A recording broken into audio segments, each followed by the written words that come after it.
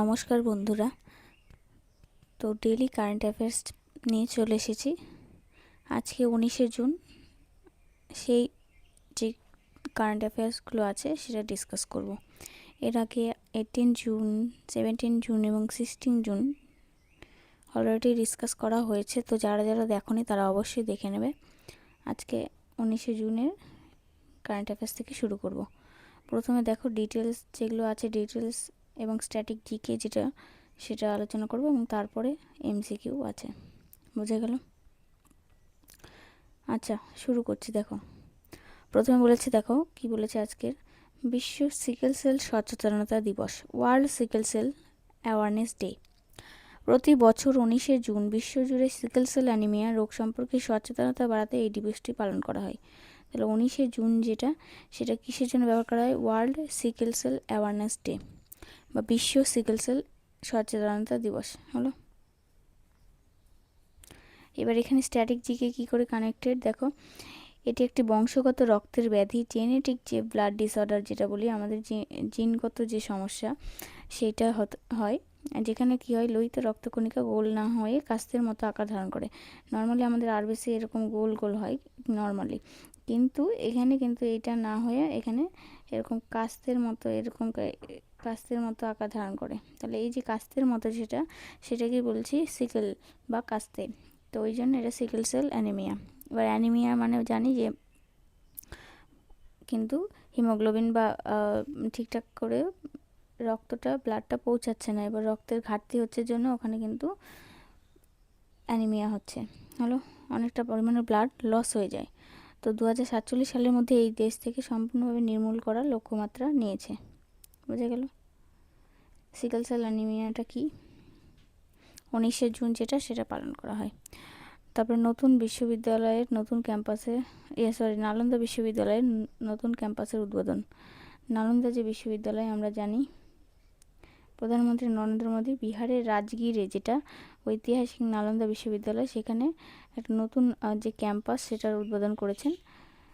আগে অলরেডি নালন্দা বিশ্ববিদ্যালয় ছিল, কিন্তু তারপরে সেটা কিন্তু নষ্ট হয়ে গেছিলো জন্য এখন আবার রিনোভেট করেছেন। তো এখন ধীরে ধীরে ক্যাম্পাসগুলো নিউ আনছে।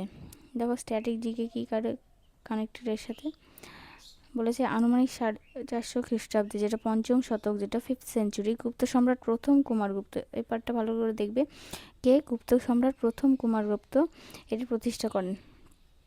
তাহলে নালন্দা বিশ্ববিদ্যালয়কে প্রতিষ্ঠা করেছেন গুপ্ত সম্রাট প্রথম কুমারগুপ্ত। আর 1193 খ্রিস্টাব্দে তুর্কি আক্রমণকারী বখতিয়ার খিলজি এর লাইব্রেরিতে আগুন লাগিয়ে এটি ধ্বংস করেন। কে ধ্বংস করে? বখতিয়ার খিলজি হলো। আচ্ছা, নেক্সট হলো global gender gap index. Global gender gap ইন্ডেক্সটা কি বলেছে? ওয়ার্ল্ড ইকোনমিক ফোরাম WEF দ্বারা প্রকাশিত 2026 সালের গ্লোবাল জেন্ডার গ্যাপ ইন্ডেক্সে ভারত 146টি দেশের মধ্যে 127তম স্থান অর্জন করেছে। কত? 146-এর মধ্যে 127। এর আগে গ্লোবাল পিস ইন্ডেক্স কালকে আলোচনা করেছিলাম, তো সেখানে ভারতের র্যাঙ্ক ছিল।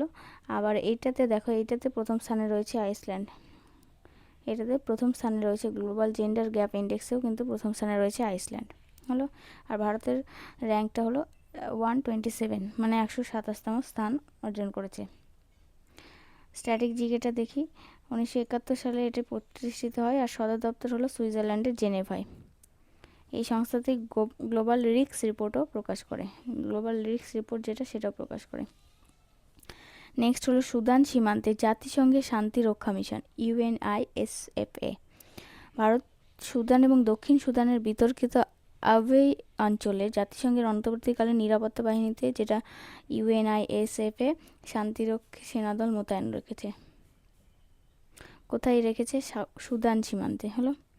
আচ্ছা, স্ট্যাটিক জিকেটা দেখি। রাষ্ট্রসংঘের শান্তিরক্ষী বাহিনীকে তাদের ইউনিফর্মের কারণে ব্লু হেলমেট বলা হয়। কি বলা হয়? ব্লু হেলমেট বলা হয়। ভারত এই মিশনে সেনা পাঠানো অন্যতম বৃহত্তম দেশ। ব্লু হেলমেট কি? এই যে সুদান সীমান্তে যে UNISFA, এই যে শান্তিরক্ষা মিশনে এদের যে ইউনিফর্ম, শান্তিরক্ষা বাহিনী, তাদের কিন্তু ব্লু হেলমেট বলা হয়। তার ভারত ও মার্কিন যুক্তরাষ্ট্রের মধ্যে ICET বৈঠক। ভারত ও আমেরিকার মধ্যে উচ্চ প্রযুক্তিগত সহযোগিতা বাড়াতে নতুন দিল্লিতে ICET, যেটা initiative on critical and emerging technology, এটা বৈঠক একটা অনুষ্ঠিত হয়েছে। ICET-র ফুল ফর্মটা দেখো, initiative on critical and emerging technology. Emerging মানে কি, এখন যত নিত্য নতুন এমার্জ করছে, মানে যত নিত্য নতুন টেকনোলজি আসছে সেগুলোকে, যেমন AI, এই যে এআইগুলো এসেছে, তো এগুলো কিন্তু এমার্জিং, আরও অত্যাধুনিক যেগুলো আসছে। তো কার কার মধ্যে? ভারত আর মার্কিন যুক্তরাষ্ট্র হলো।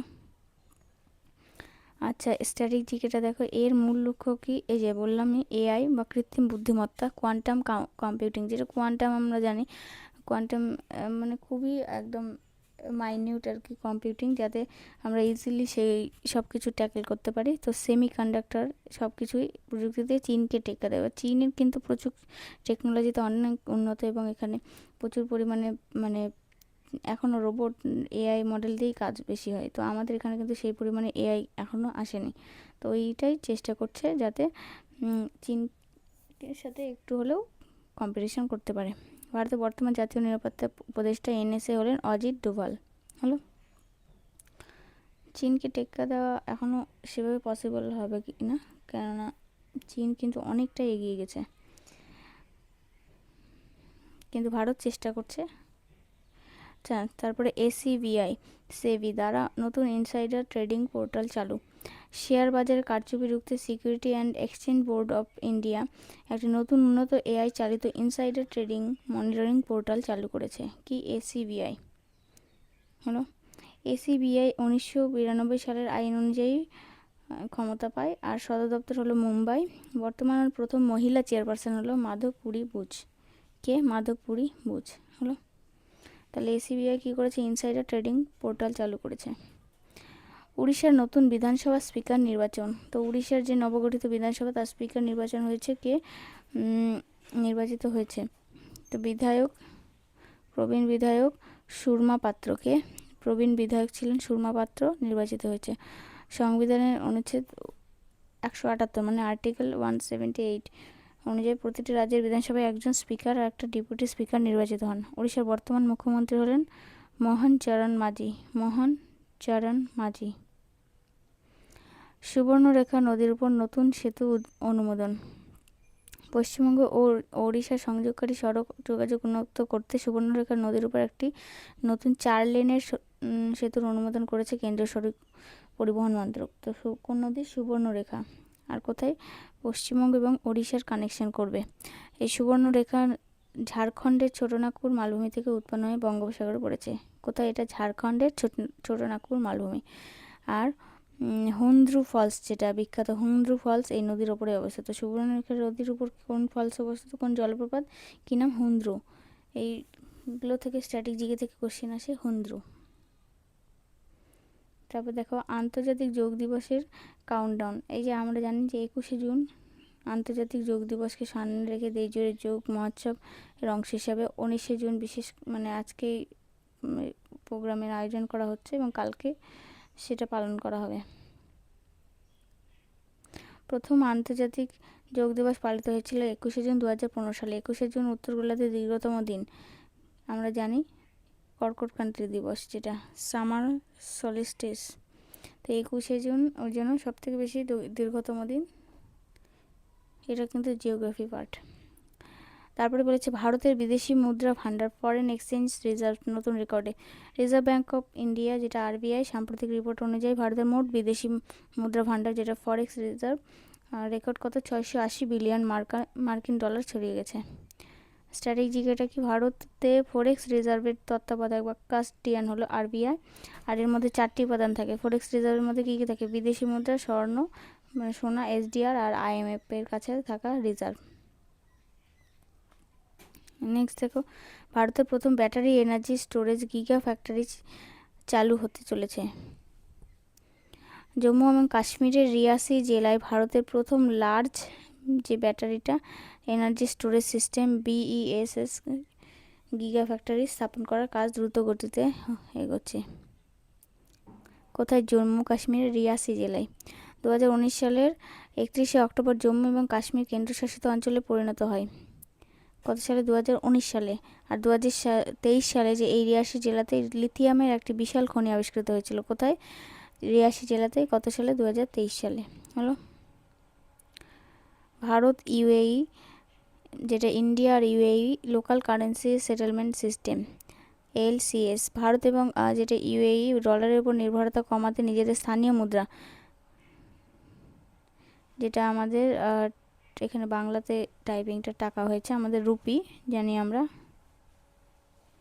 রুপি, আর এটা হলো ওদের ইউএই হলো দিরহাম, এর মাধ্যমে তেল কেনাবেচা সম্পন্ন করছে। স্ট্যাটিক জিকেটা দেখি।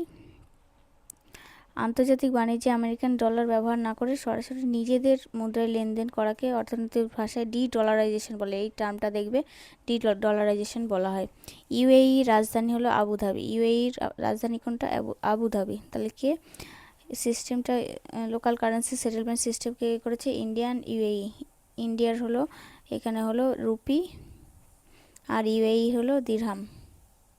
বোঝা গেল? নেক্সট দেখো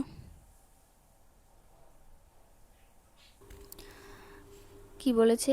2026 সালের অ্যালান টুরিং পুরস্কার, অ্যালান টুরিং অ্যাওয়ার্ড যেটা, সেটা ঘোষণা হয়েছে। কম্পিউটার বিজ্ঞানের সর্বোচ্চ সম্মানজনক পুরস্কার অ্যালান টুরিং অ্যাওয়ার্ড যৌথভাবে দুজন বিখ্যাত ক্রিপ্টোগ্রাফি এবং এআই গবেষকদের দেওয়ার ঘোষণা হয়েছে। কি অ্যালান টুরিং? এই পুরস্কার কম্পিউটার বিজ্ঞানের নোবেল বলা হয়। এটি 1966 সাল থেকে দেওয়া হচ্ছে। অ্যালান টুরিংকে আধুনিক কম্পিউটার বিজ্ঞান এবং এআই এর জনক বলা হয়।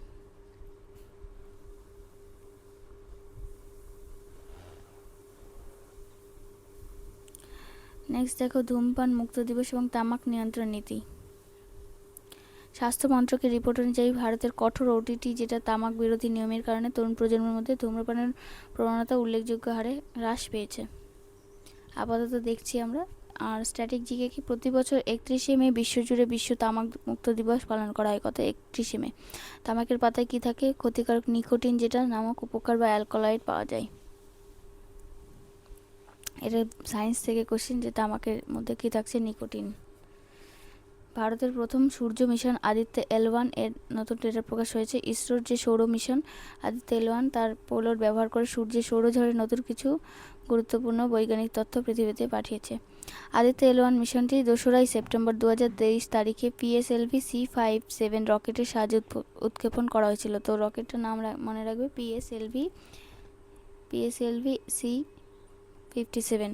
এর পৃথিবী থেকে 15 লক্ষ কিমি দূরে ল্যাগ্রাঞ্জিয়ান পয়েন্ট 1 যেটা L1 সেটাতে স্থাপন করা হয়েছে। বিশ্ব প্রতিযোগিতামূলক যেটা সূচক world competitiveness ranking 2026 international institute for management development IMD দ্বারা প্রকাশিত বিশ্ব প্রতিযোগিতামূলক সূচক ভারতের অবস্থান 39তম স্থানে রয়েছে, 39। এই তালিকায় শীর্ষে রয়েছে সিঙ্গাপুর। এই সূচকটি দেশের অর্থনৈতিক পারফরমেন্স এবং পরিকাঠামোর উপর ভিত্তি করে তৈরি হয়। সিঙ্গাপুরের রাজধানী সিঙ্গাপুর সিটি আর মুদ্রা হলো সিঙ্গাপুর ডলার। হলো মধ্যপ্রদেশের গান্ধী সাগর অভয়ারণ্যে চিতাবাঘের নতুন বাসস্থান। কোথায়? মধ্যপ্রদেশের গান্ধী সাগর। তাহলে অভয়ারণ্যগুলো থেকে আসে কোশ্চেন। ন্যাশনাল পার্ক এর আগে একটা স্ট্যাটিক জিকে সানডে সিরিজে করেছি, যারা দেখোনি অবশ্যই দেখবে। তো কোন কোন জায়গাতে কি কি এই যে ন্যাশনাল পার্ক বা অভয়ারণ্যগুলো পাওয়া যাচ্ছে সেটা। প্রজেক্ট চিতা যেটা, সেটার দ্বিতীয় ধাপ হিসেবে মধ্যপ্রদেশের গান্ধী সাগর বন্যপ্রাণী অভয়ারণ্যকে চিতাবাঘ ছাড়ার জন্য সম্পূর্ণ প্রস্তুত ঘোষণা করা হয়েছে। তাহলে কোথায় ছাড়বে এবার? মধ্যপ্রদেশের গান্ধী সাগর।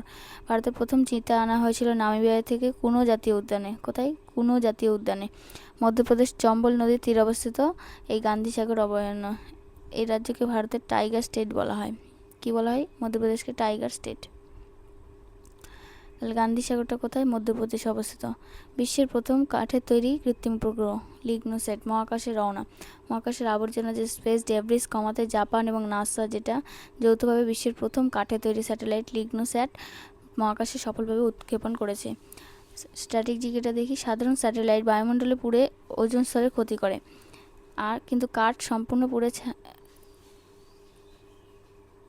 মানে সাধারণটা হলো সাধারণ স্যাটেলাইটগুলো তাই হয়, এবং কাঠ কিন্তু সম্পূর্ণ পুড়ে ছাই হয়ে যায়। এতে তৈরি ম্যাগনেলিয়া কাঠ ব্যবহার করা হয়েছে। জাপানের মহাকাশ সংস্থার নাম জ্যাক্সা। তাহলে নর্মালি আমরা কাঠ ব্যবহার করি, সাধারণ কাঠ তো ব্যবহার করতে পারবো না, কিন্তু এখানে কি ম্যাগনোলিয়া যে কাঠটা ব্যবহার করা হচ্ছে সেটা কিন্তু একটু আলাদা। তো সেটা দিয়ে স্যাটেলাইট। এবার অন্য প্লাস্টিক ওখানে স্পেস ডেব্রিস আবর্জনা হয়ে থাকে, এটা সেই পরিমাণে আবর্জনা কিন্তু করবে না। তো আর জাপানের মহাকাশ সংস্থার নাম জ্যাক্সা। কি? জ্যাক্সা। ছোটো ছোটো এক্সামগুলোতে এই মহাকাশ সংস্থাগুলোও দেওয়া থাকে। নাসাটা সবাই জানি, জাপানটা মনে রাখবে জ্যাক্সা। ভারতীয় রেলের প্রথম হাইড্রোজেন চালিত ট্রেনের ট্রায়াল রান। পরিবেশ দূষণ কমাতে ভারতীয় রেল হরিয়ানার জিন্দ থেকে সোনিপত রুটে দেশের প্রথম হাইড্রোজেন চালিত ট্রেনের চূড়ান্ত ট্রায়াল সফলভাবে সম্পন্ন করেছে। কোথায় হাইড্রোজেন চালিত ট্রেন? সেটা হলো হরিয়ানা জিন্দ থেকে সোনিপত। স্ট্যাটিক জিকেটা কী করে কানেক্টে দেখি। বিশ্বের প্রথম হাইড্রোজেন চালিত ট্রেন চালু করেছিল জার্মানি এবং এশিয়ার প্রথম দেশ হিসাবে এটি চালু করে চীন। মানে বিশ্বের প্রথম হিসাবে জার্মানি আর এশিয়ার হিসাবে চীন। বোঝা গেল? ভারতের বর্তমান রেলমন্ত্রীকে অশ্বিনী বৈষ্ণব। তারপর বলছে ডিফেন্স এক্সপো আয়োজনের ঘোষণা।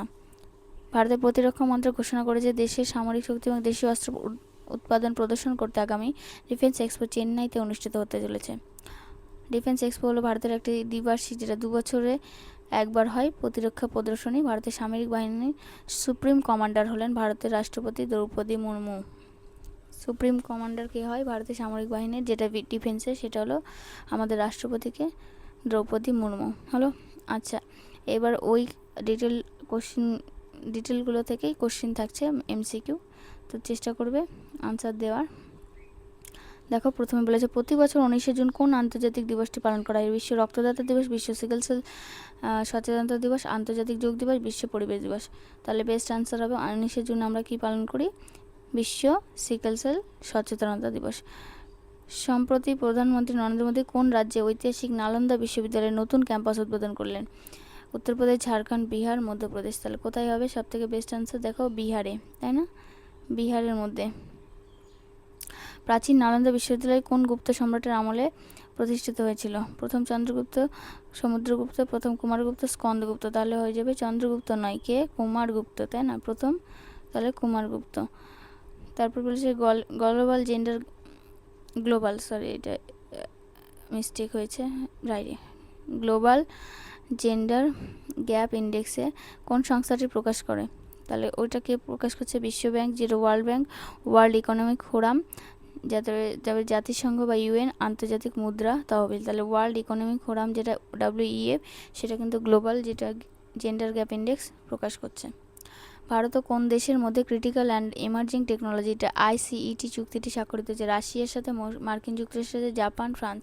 তাহলে এটা কি? US এর সাথে কিন্তু ভারত এই ICET যেটা, সেটা কিন্তু স্বাক্ষর করেছে। জাতিসংঘের যেটা শান্তিরক্ষী বাহিনী, UN পিস কিপার্স, তাদের বিশেষ ইউনিফর্মের কারণে কি বলা হয়? Red caps, blue helmet, green berets, white guards, তাদের বলা হয় ব্লু হেলমেট। ভারতের শেয়ার বাজার নিয়ন্ত্রণকারী সংস্থা, যেটা SEBI, এর বর্তমান এবং প্রথম মহিলা চেয়ারপারসন কে ছিল? নির্মলা সীতারামন, অরুন্ধতী ভট্টাচার্য, মাধবী পুরী বুচ, আরেকটা আছে হলো গীতা গোপীনাথ। তাহলে আমরা জানি মাধবী পুরী বুচ। যেটা ভারতের সংবিধানের কত নম্বর অনুচ্ছেদ অনুযায়ী রাজ্যের বিধানসভায় স্পিকার নির্বাচিত হন? আর্টিকেল 110, 178, 214 আর 324, মানে কোনটাতে হয়েছে? তাহলে 178 বা 178 যেটা অনুচ্ছেদ বা আর্টিকেল, সেই আর্টিকেলে কিন্তু এখানে স্পিকার নির্বাচিত হন হলো। তারপর বিখ্যাত হুন্দ্র জলপ্রপাত, যেটা হুন্দ্রু ফলস, ভারতের কোন নদীর ওপর অবস্থিত? মহানদী, দামোদর, সুবর্ণরেখা, কংসাবতী। তাহলে এখানে আমরা দেখলাম সুবর্ণরেখা নদীর উপর যেটা হুন্দ্রু জলপ্রপাত অবস্থিত। প্রথম আন্তর্জাতিক যোগ দিবস, যেটা ইন্টারন্যাশনাল যোগা ডে, কত সালে পালিত হয়? 2012, 2014, 2015, 2016। তাহলে কত? 2015 সালে। 2023 সালে কোন কেন্দ্রশাসিত অঞ্চল প্রথম বিশাল লিথিয়াম খনির সন্ধান পাওয়া গেছিল? কোথায় জানি, এটা কোথায়? লাদাখ, পুদুচেরি, জম্মু কাশ্মীর, আন্দামান নিকোবর। তাহলে জম্মু কাশ্মীরে। আন্তর্জাতিক বাণিজ্যে ডলারের নির্ভরতা কমাতে কোন কোন দেশের সাথে স্থানীয় মুদ্রা, যেটা রুপি আর দিরহাম? সৌদি আরব, UAE, ইরান, রাশিয়া। তাহলে UAEর সাথে কিন্তু এর মুদ্রা যেটা দিরহাম। কম্পিউটার বিজ্ঞানের ক্ষেত্রে দেওয়া সর্বোচ্চ সম্মান, যেটা অ্যালান টুরিং পুরস্কার, কোন বছর থেকে দেওয়া শুরু হয়? 1950, 1966, 1975, 1991। তাহলে 1966 থেকে দেওয়া হয়। তামাকের পাতায় কোন ক্ষতিকারকটি বা অ্যালকালয়েড পাওয়া যায় যা মানুষের স্নায়ুকে প্রভাবিত করে? আমরা কি জানি ওটা? Caffeine, morphine, nicotine, quinine. তাহলে এর মধ্যে হবে বেস্ট অপশন নিকোটিন। টিন। ক্যাফেন কফিতে পাওয়া যায়, তাই না? ক্যাফেন কফিতে। নিকোটিন তো তামাক। কুইনাইন সিঙ্কোনা গাছ, যেটা মরফিনটা আমার মনে পড়ছে না, নেক্সট বললে। ভারতের প্রথম সৌর মিশন আদিত্য-L1 কোন রকেটের সাহায্যে মহাকাশে উৎক্ষেপণ করা হয়েছিল? GSLV Mk3, PSLV C57, এসএসএলভি D2, LVM-3-4। তাহলে পিএসএলভি যে রকেটটা, সেটাতেই কিন্তু এই আদিত্য-L1 যেটা, সেটা কিন্তু লঞ্চ করা হয়েছিল। বিশ্ব প্রতিযোগিতামূলক 2026 ওয়ার্ল্ড কম্পিটিটিভনেস র্যাঙ্কিং অনুযায়ী কোন দেশ তালিকায় শীর্ষে রয়েছে? Denmark, Switzerland, Singapore, America. আমরা জানি ওয়ার্ল্ড কম্পিটিটিভ মানে বেশিরভাগ এগুলোতেই সিঙ্গাপুর কিন্তু টপে থাকছে।